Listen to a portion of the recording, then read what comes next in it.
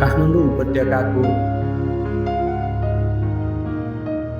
4 विनायकमध्ये कार्यविनायक ललितपुर जिल्लाको बागमतीमा रहेको एक विनायक मानिन्छ। पानी नपरेर हाहाकार भएपछि राजा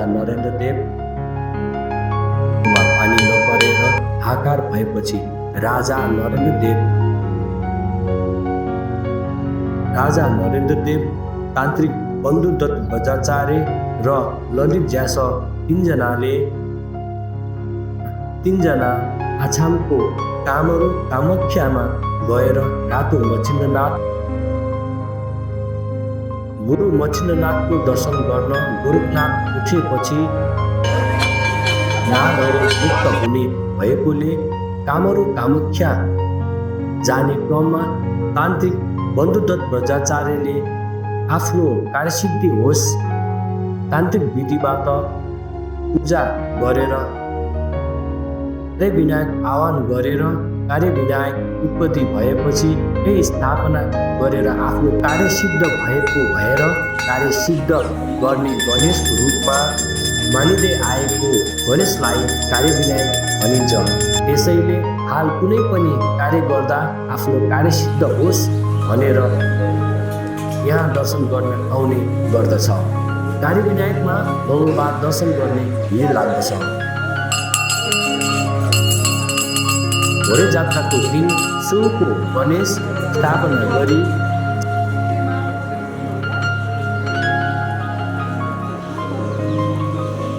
सुनको गणेशलाई 20 दिन राखी जात्रा गरी बागमतीमा परिक्रमा गरी पुजारी फेरिने चलन चलिआएको छ।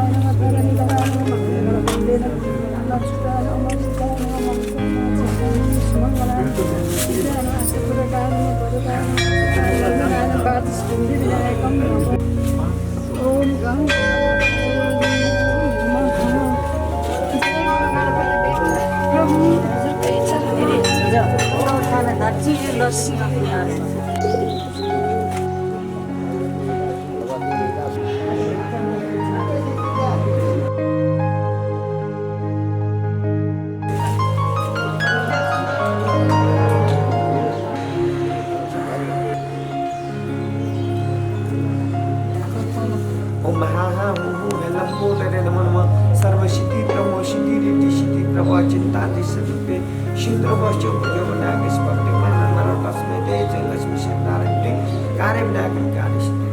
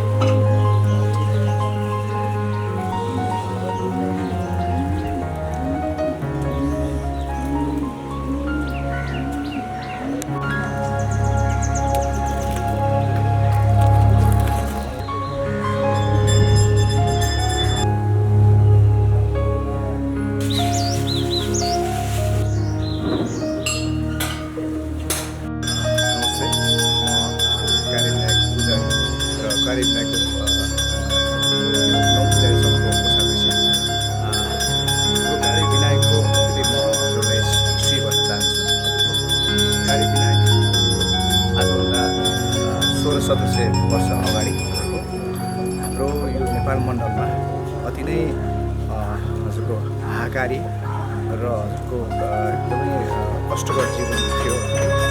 सम्पूर्ण जनताहरू चाहिँ एकदमै भोकमरीले हजुरको एकदमै कष्टकर जीवन जिराउन एकदमै बाध्यता थियो। त्यो टाइममा हजुरको वर्षा नहुने, खडेरी बढ्ने, एकदमै हजुरको भोकमरीले गर्दाखेरि मान्छेहरू चाहिँ धेरैजना चाहिँ यसरी बित्नु भएको थियो। अनि यसलाई निराकरण गर्नको लागि चाहिँ हाम्रो अक्टोबरको राजा नन्ददेव र तान्त्रिक बन्धुदत्त र ललित च्यापु उहाँहरू तिनैजना चाहिँ एक आपसमा छलफल गरेर यसलाई कसरी निराकरण गर्न सकिन्छ भनेर चाहिँ हजुरको सल्लाह गर्नु र चाहिँ हाम्रो तान्त्रिक बन्धुदत्त बजाचार्यले चाहिँ के सल्लाह गर्नुभयो भन्दाखेरि राजालाई चाहिँ यो हललाई चाहिँ समाधान गर्नको लागि हाम्रो 32 गुणयुक्त भएको जुस चाहिँ हाम्रो भारतको अहिले हजुरको आसाममा कामाक्षीमा हुन्छ उहाँलाई चाहिँ हामीले यो नेपाल मण्डलमा ल्याउन सक्यो भने यो जति पनि यो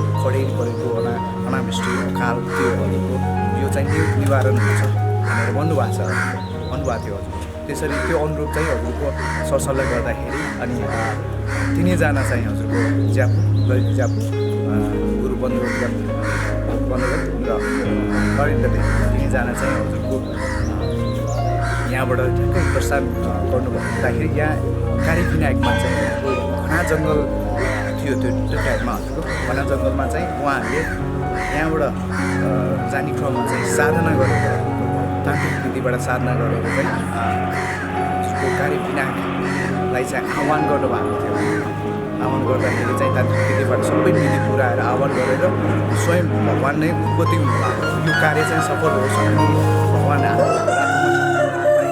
कामाक्षीमा सफलताका पूर्वक हामी ल्याउन सकौँ भन्ने एउटा कामना गरेर हजुरको यहाँबाट तान्त्रिक विधिबाट पूजाआजा गरेर भगवान हाम्रो कालीविनायकलाई चाहिँ बोलाउनु भएर यहाँ उत्पत्ति हुनुभएको यो ठाउँ हजुरको कालीविनायक चाहिँ। अनि हजुरको त्यसपछि यहाँबाट प्रस्थान भयो र हजुरको हाम्रो नागहरूलाई सम्पूर्ण नागहरूलाई चाहिँ एउटा आसनमा राखेर चाहिँ ध्यानमा लिनुभएको 12 वर्षसम्म ध्यानमा लिनुभयो। त्यो चाहिँ के भन्दाखेरि हजुरको सम्पूर्ण नागहरूको चाहिँ पानीको प्रतीक पनि मानिन्छ। यसलाई चाहिँ हजुरको सम्पूर्ण नागहरूलाई चाहिँ उहाँ आसनमा बस्नुभएको कारणले गर्दा त्यो पनि हजुरको नागहरू यताउता जानु पाउनु भएन। त्यसरी चाहिँ हजुरको वर्षा पनि भएन। अनि त्यो ठ्याक्कै उहाँ चाहिँ 12 वर्षसम्म ध्यान बसिरहनु भएको। अनि हजुरको हाम्रो तिनैजना हजुरको नरेन्द्रदेव ललित र बन्धुदत्त बजाचार्य भारतको आसाममा अहिले हाल भारतको आसाममा पर्छ हजुरको। पहिला चाहिँ हजुरको कामाक्षी भनेर भनिन्छ हजुरको। त्यहाँबाट चाहिँ ठ्याक्कै हजुरको विधिपूर्वक एउटा कलशमा राखेर उहाँले चाहिँ नेपाल मण्डलमा ठ्याक्कै ल्याउने बित्तिकै हजुरको उहाँको चेला चाहिँ गोरखनाथ श्रीजातमा र यसरी उहाँले ठ्याक्कै हाम्रो गुरु चाहिँ मेरो गुरु नेपाल मण्डलमा आउनुभएको प्रस्थान गर्नुभएको एउटा जानकारी पाउनु बित्तिकै उहाँ आसनबाट त्यसरी हजुरको सम्पूर्ण नागहरू चाहिँ स्पष्ट हुनुभयो र हजुरको त्यसपछि हजुरको पानी पर्न थाल्यो। हजुरको सबै खडेरीहरू चाहिँ लुगा र यसरी चाहिँ कामाक्षीबाट हजुरको श्री राघुमक्षीनाथलाई यहाँ ल्याउन सफल भएको र हजुरको यो कालीविनायक चाहिँ त्यो टाइमदेखि हजुरको विनायक मध्येमा हजुरको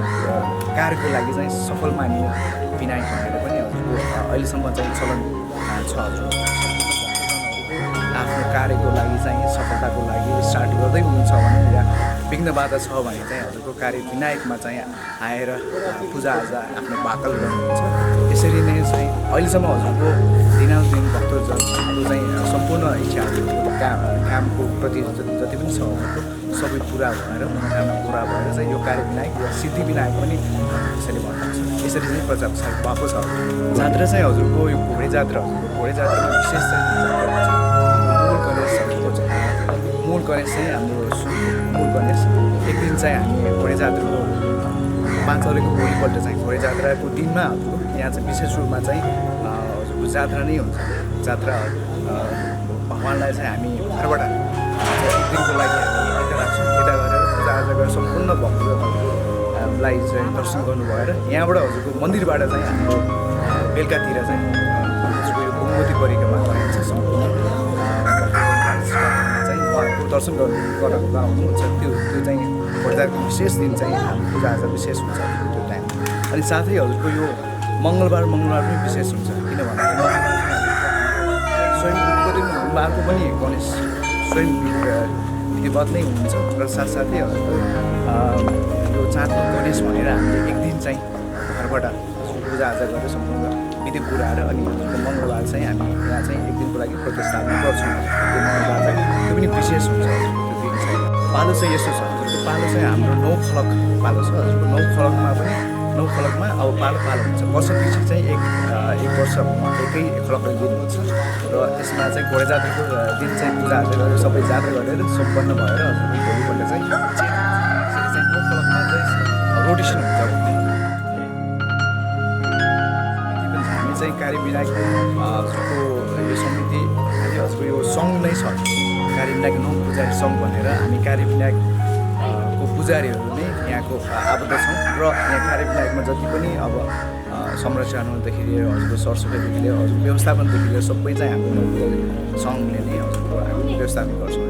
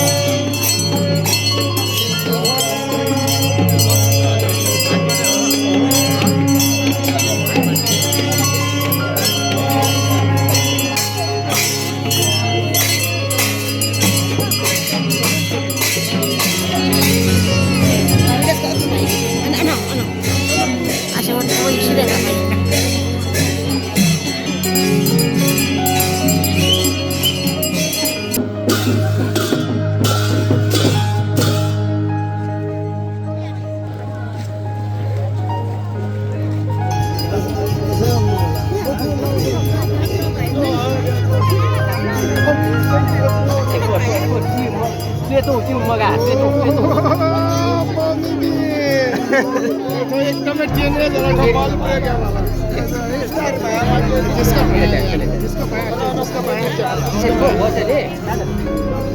सिमरो नहीं होला तो क्या हुआ था कोलकाता टैग जुला तो टैग जो मगा ये टैग क्या